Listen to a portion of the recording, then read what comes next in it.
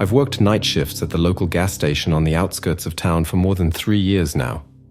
The job's monotonous, pumping gas, stacking shelves, dealing with the occasional drunk. You get used to the stillness of 3 a.m., the kind of quiet that makes even the soft buzz of the fluorescent lights sound loud. But last October, things got weird. Real weird. It was about a week before Halloween. I remember because we just started selling those cheap rubber masks and plastic pumpkins that nobody ever buys. The night started off like any other. I was wiping down counters when the bell above the door jangled. I looked up, expecting to see one of the regulars, maybe old Mrs. Watkins buying her nightly lotto ticket. But instead, there was this clown standing there. He was decked out head to toe like something straight out of a 70s horror flick. Bright red wig, white painted face, a big red nose, and this twisted, toothy grin painted across his face. His outfit was just as garish, all polka dots and ruffles. I tried to laugh it off, figured someone was just getting into the Halloween spirit a bit too much. "Can I help you?" I asked, trying to keep my voice steady. The clown didn't speak. He just stared at me, head tilted slightly to the side, like he was amused by my discomfort. After a moment that felt way too long, he simply turned and walked down an aisle, his oversized shoes squeaking against the tile floor.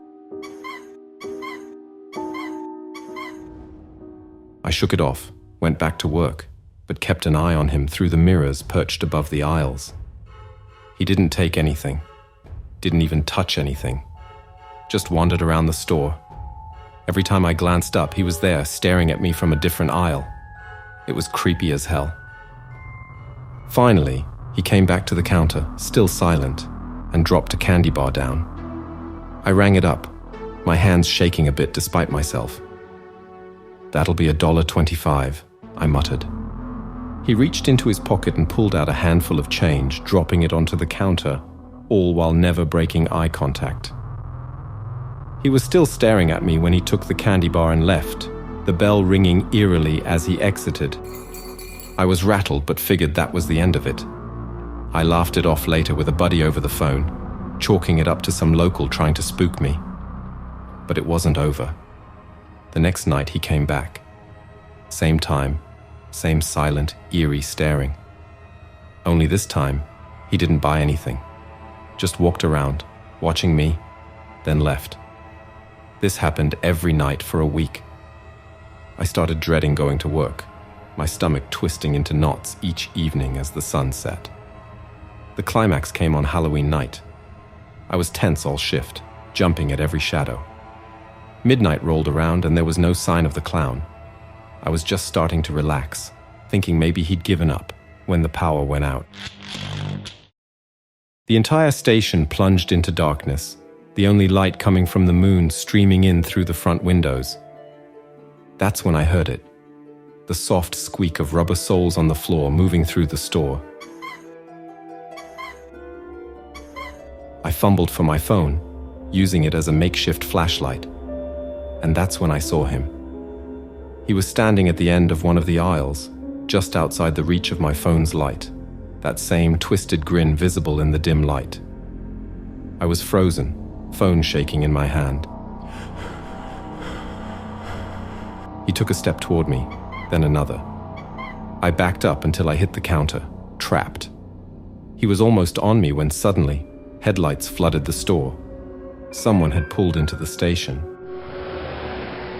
The clown stopped, head snapping toward the windows. He looked back at me, then turned and ran out the back just as the door opened and a couple of drunk teenagers stumbled in, oblivious to the horror show I just experienced. I quit the next day. Couldn't handle the thought of another night there, wondering if he'd come back, wondering what he wanted. Sometimes I still see that twisted, grinning face when I close my eyes at night. I don't know if it was just a prank or something more, but I'm not sticking around to find out.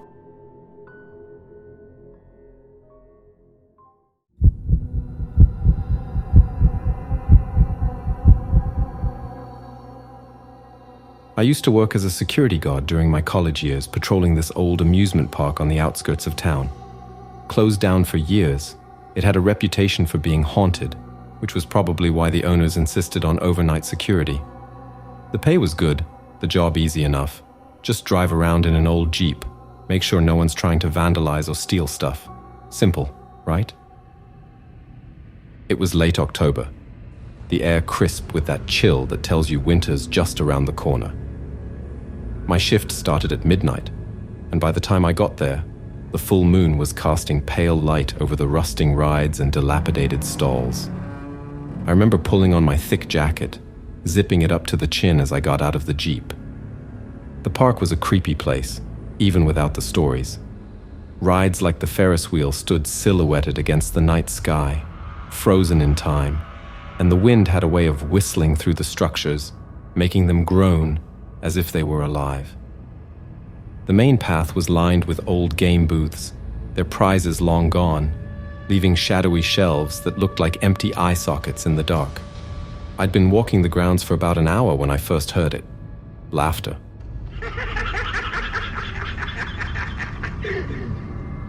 It was coming from near the old funhouse, a place plastered with peeling paint murals of clowns and cartoonish characters meant to be funny. But in the dim moonlight, they were anything but. Instinct told me to turn around, head back to the Jeep, drive away, and never return. But duty, and maybe a morbid curiosity, nudged me forward. I approached the funhouse, flashlight in hand, the laughter growing louder, almost manic. The door was ajar, swinging slightly as if inviting me in. "Hello?" My voice sounded thin, eaten up by the night. No reply, just the continued laughter, now mixed with the occasional distant sound of calliope music. Impossible, since there was no power in the park. I pushed the door open, the hinges squealing like a scream. Inside, the air was thick with the smell of mildew and metal. My light bounced off mirrors, distorting my reflection as I moved deeper into the maze of glass. That's when I saw him. Or it, I guess. A figure, dressed in a tattered clown suit, its colors dulled by time and dirt, the face obscured by a drooping polka-dotted hat. It stood at the end of the corridor, perfectly still. My heart thumped painfully in my chest and I stopped, afraid to move closer. Then it tilted its head, the way a curious dog might. "Come play," a voice croaked, distorted and wrong. It echoed off the glass, surrounding me. I should have run, but my feet wouldn't obey. The clown began to move toward me, not walking, but sort of shuffling, its oversized shoes scraping against the floor. Just as panic was about to force my feet to move, the clown vanished. 1 second it was there, the next, just empty air. The laughter stopped. The silence slammed down like a verdict. I stumbled back, finally turning and running, not stopping until I was back at the Jeep, gasping for breath. I drove out of there at a speed I'm not proud of, radioing my resignation over the phone before I was even out of the gates. Looking back, it sounds crazy, I know. I had barely gotten much sleep that week, so perhaps it was just a trick of the light. Or maybe my mind playing games after listening to too many ghost stories. But sometimes, late at night, when the world is quiet and dark, I hear it again, that hiccuping giggle. I don't work in security anymore, and I definitely don't do amusement parks.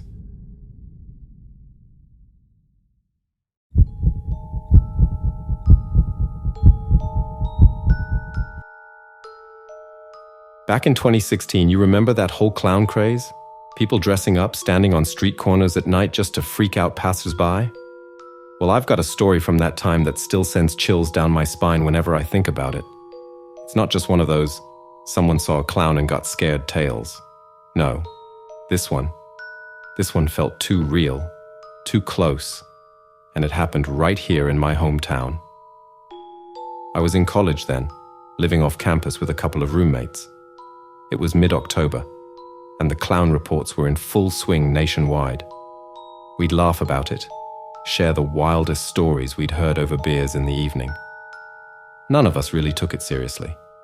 It was just this bizarre internet phenomenon, right? That was until the night it got personal. I was coming back from a late study session at the library. The streets were pretty deserted, unusual, even for a weeknight. I remember zipping up my jacket against the chill and picking up the pace as I crossed the park that shortcut through to my street. That's when I first saw him. At the far end of the park, under a lone street lamp, stood a clown.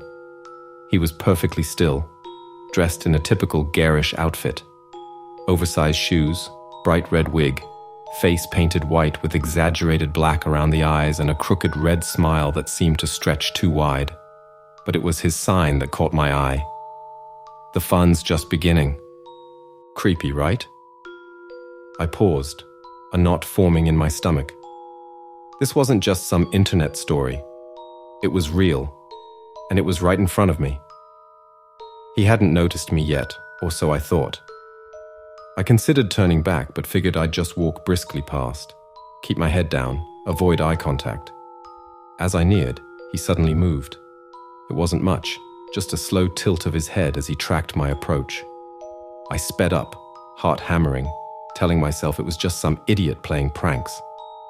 Then, just as I was parallel to him, he whispered, "Don't you want to laugh?" I bolted. Didn't look back until I was at my front door, fumbling with my keys, hands shaking. I got inside, locked the door, and peered out the window. Nothing. No sign of him following me. I didn't sleep much that night. Every little sound was him, every shadow a painted face. The next day I reported it to the police, but they said there wasn't much they could do. Just some Halloween pranksters, they figured. But here's where it gets truly terrifying. The next week, a kid from my neighborhood went missing, vanished without a trace. The whole town was out searching, posters up, the works. They found him 3 days later in the same park where I'd seen the clown. He was unharmed, thank God, but wouldn't talk about where he'd been or what had happened. They never found any proof it was related to the clown, no evidence to make an arrest. But I know. I can't prove it, but I know it was that clown, that he was involved somehow. Since then, I can't handle clown costumes, not even at a circus or a kid's party. And sometimes, late at night, I think I hear that whisper again, floating through the dark. Don't you want to laugh? So you tell me. Was it just a prank?